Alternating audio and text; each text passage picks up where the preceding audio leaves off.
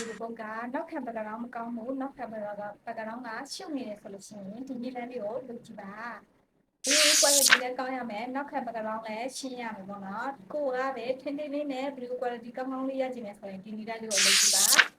ဒီကောက်လေးကနေပြီးတော့မှနိပညာလေးတွေသင်ပြီးတော့မှဖြစ်လို့ဒီကောက်လေးကိုလည်း follow မလုပ်ရသေးနဲ့ follow လို့တော့တဲလေးပြီးတော့ share တစ်ချက်လုပ်ပြီးတော့ပါရှင်အဲ့တော့ဘယ်လိုလုပ်ကြလဲဆိုတာစင်စင်နဲ့တူတူတွက်ကြည့်ကြမယ်ရှင်ခက်ခက်ထဲကိုရောက်လာပြီဆိုလို့ရှိရင်ကိုကဗီဒီယိုတစ်ပုဒ်ကိုရွေးလိုက်ပါ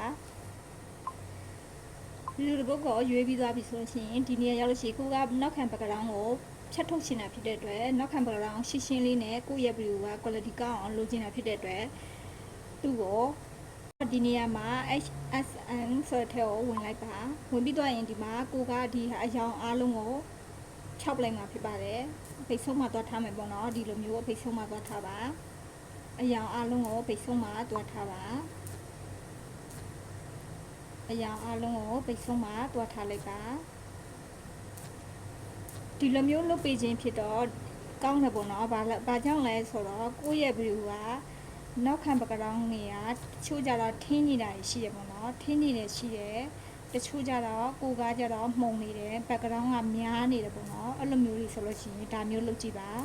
ဒါဆိုလို့ရှိရင်ပြီးသွားပြီပေါ့နော်ဒါဖြောက်လို့ပြီးသွားပြီဆိုဒီပေါ်ကမှန်ချစ်ကိုနှိပ်လိုက်ပါဥပါလေးတော့ထပ်ဝင်ပြီးဒီဗီဒီယိုကိုထပ်ပြီးတော့မှထည့်လိုက်ပါဒါဆိုလို့ရှိရင်သူ့ကိုလည်းလမှုပူကြည့်နဲ့ဘက်ကရောင်းဖြောက်ကမှာပဲဖြစ်ပါတယ်ဒါဆိုလို့ရှိရင်ဒီထဲကိုဝင်လိုက်ပေါ့နော်အော်တိုလမှုတွေကိုဝင်ပြီးတော့သူ့ကိုဘက်ကရောင်းဖြောက်လိုက်ပါပြီးမှန်ချစ်ချစ်ပြီးတော့သူကဒီမှာအောက်ကပုံလေးနဲ့ကဲအောင်ဒီလိုမျိုးချိန်လိုက်ပါဒါဆိုရင်အောက်ကဘက်ကရောင်းကဒီမှာပေါ်တော့ပေါ့နော်ကိုယ့်ရဲ့ပုံကပဲထင်းထင်းလေးကိုကပဲအထင်းသားလေးရှိနေတယ်ပေါ့နော်ဒီလိုမျိုးလုပ်ကြည့်ပါဒါဆိုလို့ရှိရင်ကိုယ့်ရဲ့ဗီဒီယိုက quality လည်းကောင်းတယ်ကြည့်တဲ့သူကလည်းကိုယ့်ကိုပဲထင်းထင်းလေးမြင်ရတယ်ပေါ့နော်ဒီနည်းလမ်းတိုင်းပဲသွားလုပ်ကြည့်ပါအားလုံးပဲအဆင်ပြေကြပါစေ